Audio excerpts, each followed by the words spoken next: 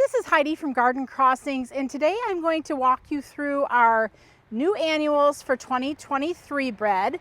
I want to show you how they are doing. Right now it is the beginning of June, and these were planted about 2 or 3 weeks ago.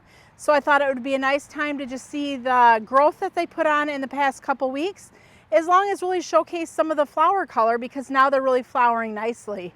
So let's go ahead and take a look at these new annual varieties for 2023. The first ones we're going to feature here are part of the Surefire begonia series. These are Surefire cherry cordial begonias. So they feature that really deep, dark black foliage with a really crisp, clean, bright red flowers. So the begonias can be grown in baskets, or you can see how we have them here in the ground. Really beautiful glossy foliage. These can be grown in full sun to part shade locations. So I will anticipate as the summer goes on, this clump is going to continue to get larger and larger. And eventually I think that we won't see any bark in this area. So really the thing I think that stands out to me at this point in the season is the beautiful glossy foliage, and then that nice contrast of that red up against that deep black leaves there. Next, as we make our way along, we're going to look at the nemesia. This is the Nemesia Aromance mulberry. Really beautiful lavender shades here on this. It's a tricolor flower with that deep plum and then the light lilac. And then you can see that beautiful bright yellow throat there. Very fragrant. I can smell them here as I'm out doing this walk. Nemesia can be planted here. You see them in the ground, or they're good for in hanging baskets. They create kind of that nice upright mounding type habit. And I would say the ones that we're seeing out here in the landscape right now is a pretty good, accurate description of the size that these plants will get. So really beautiful, and they're handling this full sun without a problem. So that's really nice, because sometimes in the heat of the summer, nemesia can kind of fade. So we'll see as the summer goes on how this Aromance mulberry nemesia does. Also in this bed, I want to feature the Osteospermum Bright Lights Horizon Sunset, which features these really beautiful orange sunset looking blooms with that nice purple eye there. The Osteospermum Bright Light series, one thing that really stands out to me for this particular series is the fact that even in the heat of the summer, these plants continue to put on the flowers. A lot of times when it gets warm, Osteospermum kind of slow down on the flower production, but that's certainly not the case here with these bright light horizons, horizon sunset. So they're doing really great here, starting off in the garden as well. The next plant I want to feature is this nearly black petunia. This is the Supertunia Mini Vista Midnight.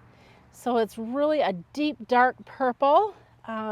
Midnight almost makes me want to say this is going to be a black flower, but to be honest, this flower is not appearing at all black to me. There's kind of a darker center there of the flower, but there's a lot of purple that's coming through. If I was comparing this to Royal Velvet, it is definitely darker than Royal Velvet, but certainly not a Supertunia that I would call black. Mini Vista, if the name has Mini Vista in it, basically what that's telling you is it's a Supertunia that does well in the landscape. So these are nice landscape coverage petunias. They'll probably get about 2 foot tall, or excuse me, about 2 foot wide, and maybe 10 to 12 inches tall as they continue to grow and fill out in this garden. Also, another new Supertunia in this garden is the Mini Vista Yellow Supertunia, and that is what we have paired here next to the Midnight. Mini Vista Yellow is kind of a lemony yellow color, really pretty. This too is going to be a great landscape plant, as the name Mini Vista implies, is that these are a plant you can use in the landscape, or also too you can use them in a hanging basket. Mini Vista flowers are slightly smaller than the Supertunia flowers, but really a beautiful color here. And you can see how we have them paired in this garden with the nemesia and some of the osteospermums. So those are doing really great. Next we have the lobelia laguna. This is the laguna blue and white. This is an improved version. It's Laguna Compact Blue with White Eye, excuse me. And it's planted here in full sun, very intense, bright blue color. So if you're looking for a plant that adds blue to the garden, this compact nemesia certainly is adding a very vibrant splash of blue. This is going to be more of an upright mounding type habit. It can be planted, as you're seeing here, in the landscape, or also a plant that you can use in combinations or in hanging baskets.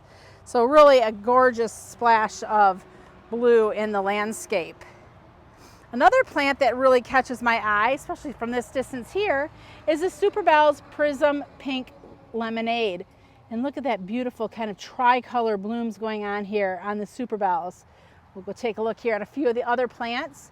Typically, Superbells are not recommended for landscape planting. They're usually better suited in containers, but so far they're doing quite well here planted in the ground. The Superbell's Prism Pink Lemonade features dark, really dark pink flowers, and as those flowers age, we can see how they're taking on a little bit of that yellow look and a little bit of a lighter pink look. They're creating kind of a nice little mounding habit here in the landscape, but I think it's really pretty how that one plant is putting on a show of color with 3 different colors. Next to feature is the Superbell's Double Yellow. And this is kind of somewhere between a bright yellow and a lemony yellow. It features the little Superbell flowers, but they have that double form to them. So cute little rosebud clusters. And these two are doing fairly decent in the landscape, although like I said, I don't recommend Superbells for the landscape because they don't like to have their feet wet. So if you have an area that maybe is a little on the drier side, then you might be okay with planting your Superbells right into the landscape. The next plant that's new for 2023 is the Swedish ivy. And I'm not sure what this is going to do in the landscape, but it is a beautiful variegated foliage with green and then the white around the edge. Ivy makes me think it's going to trail and kind of spread. So we'll see if it trails and spreads throughout the summer. I'm kind of hoping not, because I would really prefer that this plant stays nice and tidy in its location. Next plant we're featuring here is the Superbell's Mini Vista Scarlet, which is this beautiful bright red supertunia and nice, really rich red colors. So as to date, there is not a red in the Mini Vista series. So we're adding a lot of new colors in the Mini Vista series with the midnight and the scarlet and also the yellow. So that's pretty exciting. There's a few other plants here just so you can kind of see what they're doing. They're going to create that mounding habit that kind of spreads throughout this landscape. So those will be really pretty as they continue to fill out. Another beautiful addition is the Supertunia Persimmon Petunia. And this has got shades of pink and yellow. It's got the nice large petunia flower on it. And this is great for hanging baskets or in the landscape. It too is going to create kind of that mounding, trailing, which trailing really isn't what it's going to do here in the landscape. It's going to be more that mounding, spreading habit. But I'm really impressed with that coloration. It's really a very pretty color. We'll hit on a new perennial as long as we're walking past it. This is the upscale red velvet. This is a Monarda, and it's a taller version of Monarda, getting up to 32 inches tall with really beautiful bright red foliage, perfect for a butterfly garden. As we make our way along, we're kind of going to have a repetitive nature going on because we try to kind of create one side matching the other in this garden. So I just want to show you some more specimens of the petunias and some of the other new plants that we've seen here planted for 2023. I think it's always great when you can see more than just one specimen, because I could show you the prettiest one in the garden, but if I'm going to show you all of them, I think that way you can really see like what they look like at different spaces and places. Actually, here's another new plant. This is a new sweet potato vine, and I'm going to get in closer here. This is part of the Sweet Caroline Upside series. So these are vining sweet potato vines. So we have Upside Black Coffee and Upside Key Lime. This particular one in front of us is the upside key lime. It's got really thin foliage, so we'll see how that goes throughout the summer, if it gets taller or how much taller it actually gets. And then over here is the coffee one. Kind of blends in with the bark here. And that one you can see is starting to get a little bit of height on it as well. Again, very finely, fine leaves, fine foliage. That could look really pretty in a container if you have a trellis or climbing up a hanging basket handle even. Here's one tucked up in front. A new lantana for 2023 is the luscious Royal Lemon Tart, which is really a beautiful bright yellow color.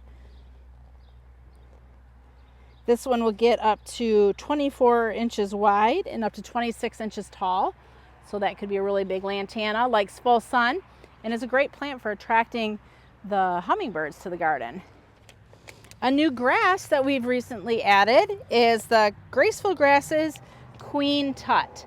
So if you're familiar with Prince Tut or King Tut, this is Queen Tut. It's a little bit more dainty the leaves are a little bit more dainty, and it's got just little wispy like flower heads there on the top. So I'm excited. I use this in one of my containers at home, so I'm really excited to see how this looks as the summer goes on. And here's some more of the annuals, the nemesia, the osteospermum, mini vista midnight, and mini vista yellow.